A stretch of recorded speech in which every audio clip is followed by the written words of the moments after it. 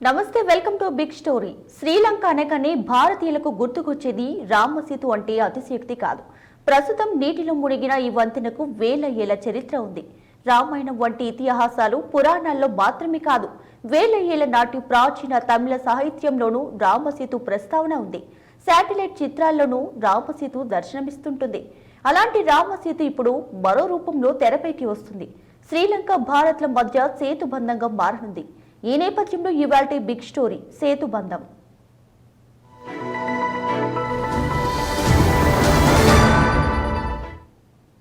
శ్రీలంక క్రమంగా చైనా ఉచ్చు నుంచి బయటపడుతున్నట్లే ఉంది. భారత్తో స్నేహ సంబంధాలను కోరుకుంటుంది. అందులో భాగంగా తమ దేశం నుంచి భారత్కు రోడ్డు వంతెన నిర్మించే అంశాన్ని కూడా శ్రీలంక తెరపైకి తీసుకువస్తుంది. రోడ్డు, రైలు మార్గం సాధ్యాల అధ్యయనం ప్రతిపాదన తుది దశలో ఉంది. శ్రీలంక అధ్యక్షుడు రనిల్ విక్రమ్ సింఘే స్వయంగా ఈ విషయం వెల్లడించారు. ఈ అధ్యయనం ప్రాథమిక కార్యకలాపాలు పూర్తయినట్లుగా కూడా ఆయన ప్రకటించేశారు. భారత్ కనుక శ్రీలంక ప్రతిపాదనకు అంగీకరిస్తే అది ఈ రెండు దేశాల చరిత్రలో ఒక శతాబ్ది కాలపు సంచలనంగా మారనుంది. అంతేకాదు, యుగాల నుంచి ఆధునిక చరిత్రలో వేల ఏళ్ల నుంచి ఉన్న బంధాన్ని మరింత పటిష్టం చేసుకున్నట్లు అవుతుంది.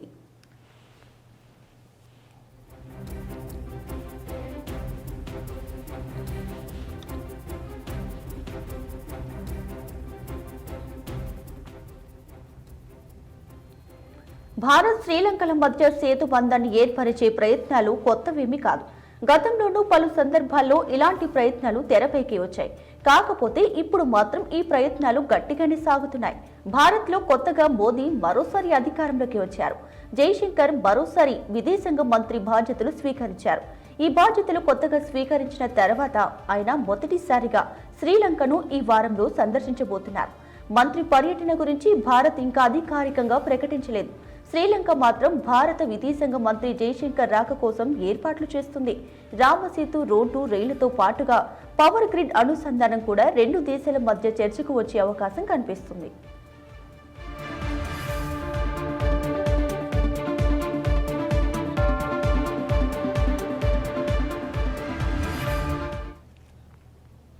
భారత విదేశాంగ శాఖ మంత్రి జైశంకర్ 20వ తేదీన శ్రీలంకలో పర్యటించే అవకాశం ఉంది.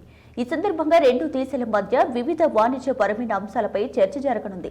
పునరుత్పాదక శక్తి మిగులును భారత్కు విక్రయించేందుకు కూడా శ్రీలంక ఆసక్తి కనబరుస్తుంది. దీనికోసం ప్రత్యేకంగా ఒక వాణిజ్య వెంచర్ ఏర్పాటు చేయాలని కూడా భావిస్తుంది. మన్నార్లో అదానీ గ్రూప్ వాయుశక్తి ప్రాజెక్టు, ట్రింకోమలైలో పారిశ్రామిక జోన్ ఏర్పాటు కూడా జైశంకర్ పర్యటన సందర్భంగా చర్చకు వచ్చే అవకాశం కనిపిస్తుంది. రెండు దేశాల మధ్య పెను వివాదంగా మారిన చేపల వేటపై కూడా చర్చ జరగనుంది. అయితే వీటన్నిటికంటే కూడా సేతు బంధాన్ని ఏర్పరిచే రోడ్డు, రైలు మార్గం ప్రతిపాదన మరింత ముఖ్యమైనదిగా మారింది.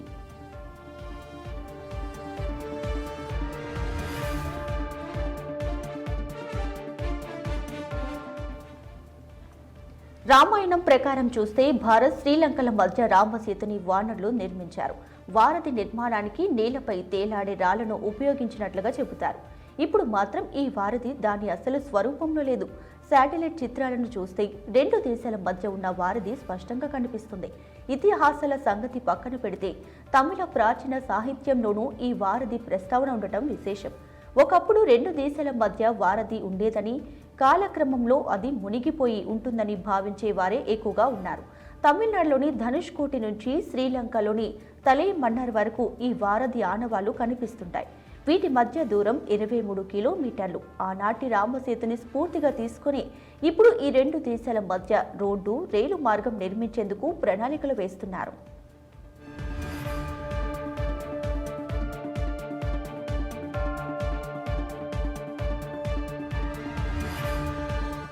రెండు దేశాల మధ్య సేతుబంధం ఏర్పడితే అది రవాణా వ్యయాన్ని 50% మేర తగ్గిస్తుంది.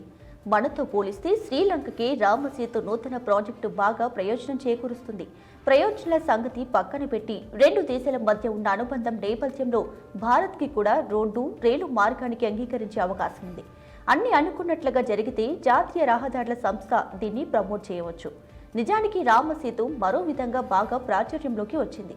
అప్పట్లో రామసేతులోని కొంత భాగాన్ని తవ్వడం ద్వారా ఆ మార్గం గుండా నౌకలు సముద్రం మరోవైపు రావడాన్ని సులభతరం చేయాలని భారత్ భావించింది. ఈ ప్రతిపాదనపై హిందువుల నుంచి, చరిత్ర అధ్యయనకారుల నుంచి, పర్యావరణవాదుల నుంచి తీవ్ర వ్యతిరేకత వచ్చింది. దాంతో ఆ ప్రతిపాదన మూలన పడింది. తాజాగా సేతు బందర్ని శ్రీలంకకు మాత్రమే పరిమితం చేస్తూ రోడ్డు, రైలు మార్గం తెరపైకి వచ్చింది.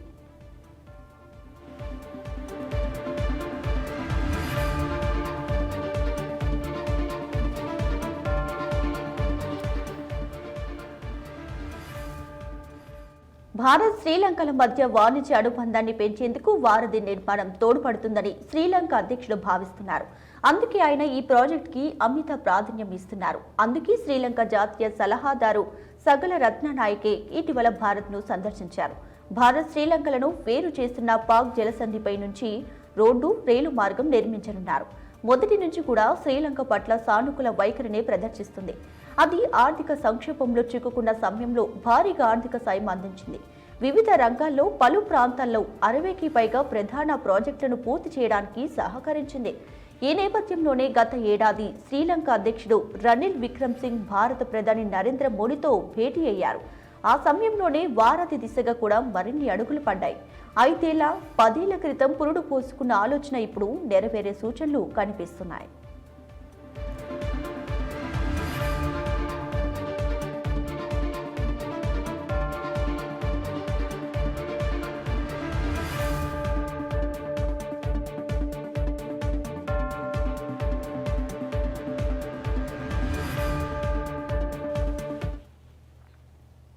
భారత్, శ్రీలంకల మధ్య రోడ్డు, రైలు మార్గం నిర్మాణానికి సుమారుగా 40,000 కోట్ల రూపాయలు ఖర్చు కాగలదని భారత జాతీయ రహదారుల సంస్థ అంచనా వేసింది.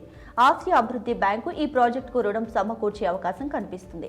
అయితే ప్రస్తుతానికి ఈ వారధిని న్యూ రామసేతు లేదా హనుమాన్ వారధిగా వ్యవహరిస్తున్నారు.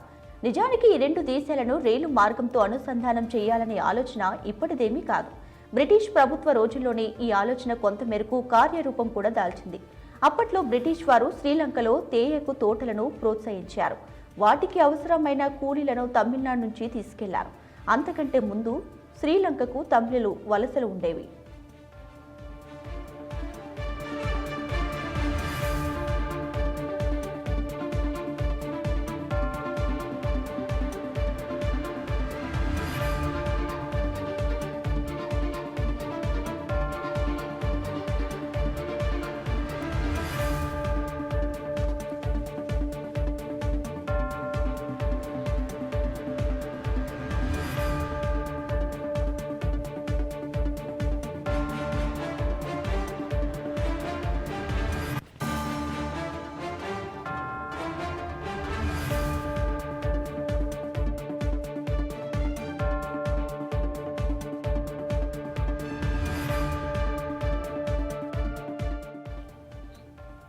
ఇక బ్రిటిష్ హయాంలోనే భారత్, శ్రీలంకల మధ్య బంధం కొత్త రూపం దాల్చింది. 1880 జనవరి 1వ తేదీన మద్రాస్, టుటికోరిన్ మధ్య కొత్త రైలు మార్గం ప్రారంభించారు. అక్కడి నుంచి కొలంబోకి స్టీమర్ ద్వారా వెళ్లాల్సి వచ్చేది. 1964 వరకు కూడా రెండు దేశాల మధ్య బోట్ మెయిల్ అనే స్టీమర్ సర్వీస్ నడిచేది. భారత్ నుంచి భక్తులు శ్రీలంకలోని రామాయణ విశేషాలను చూసేందుకు వెళ్లేవారు. అదేవిధంగా శ్రీలంకకు చెందిన బౌద్ధ సన్యాసులు భారత్లోని బోధ్గయ, సార్నాథ్ లాంటి బౌద్ధ పవిత్ర క్షేత్రాలను చూసేందుకు వచ్చేవారు. 1964లో వచ్చిన తుఫాన్ ధనుష్కోటి ప్రాంతాన్ని తీవ్రంగా దెబ్బతీసింది. అక్కడ రైల్వే స్టేషన్ ధ్వంసమైపోయింది. ఆ తర్వాత తమిళ టైగర్లపై శ్రీలంక యుద్ధం అధికం కావడం కూడా రెండు దేశాల మధ్య వారధి ప్రతిపాదనలను పక్కన పెట్టేశాయి.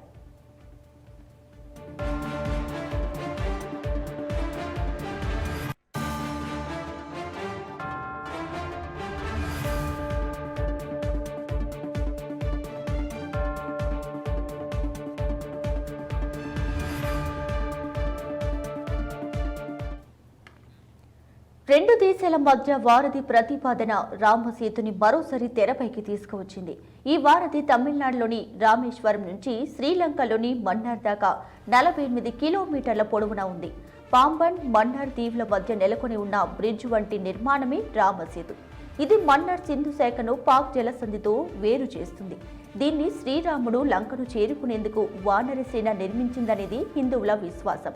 రామసేతు భారతీయులను ఒక్కటిగా చేసిందంటే అతిశయోక్తి కాదు. దేశవ్యాప్తంగా వివిధ ప్రాంతాలన్నీ రాముడి కథలతో ముడిపడి ఉంటాయి. అవన్నీ చివరకు చేరేది రామసేతు వద్దకే. అందుకే అప్పట్లో రామసేతుని కూల్చివేయాలనే ప్రతిపాదనపై తీవ్ర వ్యతిరేకత వచ్చింది.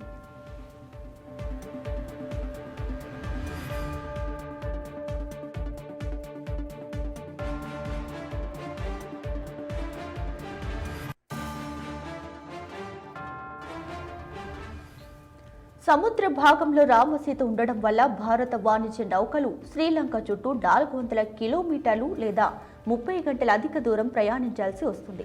దీనికి పరిష్కారంగా భారత ప్రభుత్వం జూలై 2, 2005లో సేతు సముద్రం షిప్పింగ్ కెనాల్ ప్రాజెక్ట్ని ఆమోదించింది. అయితే ఆ ప్రాజెక్టు ద్వారా రామసేతుని 20 మీటర్ల లోతు, 200 మీటర్ల వెడల్పు తవ్వవలసి వచ్చింది. నిజానికి 15వ శతాబ్ది దాకా రామసేతు నీటిపై కనిపించేదని, దానిపై నుంచి నడుచుకుంటూ వెళ్లేవారని భావిస్తున్నారు. కాలక్రమంలో అది కొంతమేర సముద్రంలో మునిగిపోయింది. ఇది ప్రస్తుతం 3 నుంచి 30 అడుగుల లోతులో ఉంది.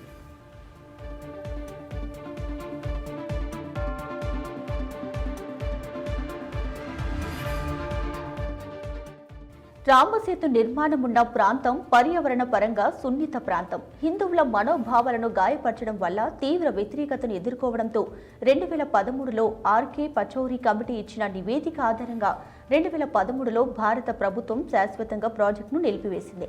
తాజాగా ఈ రామసేతు స్ఫూర్తితోని రోడ్డు, రైలు మార్గం రూపుదిద్దుకునే అవకాశం ఏర్పడింది. ఇది శ్రీలంక, భారత్ మధ్య వాణిజ్య, పర్యాటక, సాంస్కృతిక సంబంధాలను మరింత బలోపేతం చేయనుంది. అంతేకాకుండా శ్రీలంకలో చైనా ప్రాబల్యం పెరగకుండా ఉండేందుకు కూడా భారత్ ఈ వారధిని ఒక మార్గంగా ఎంచుకునే వీలుంది.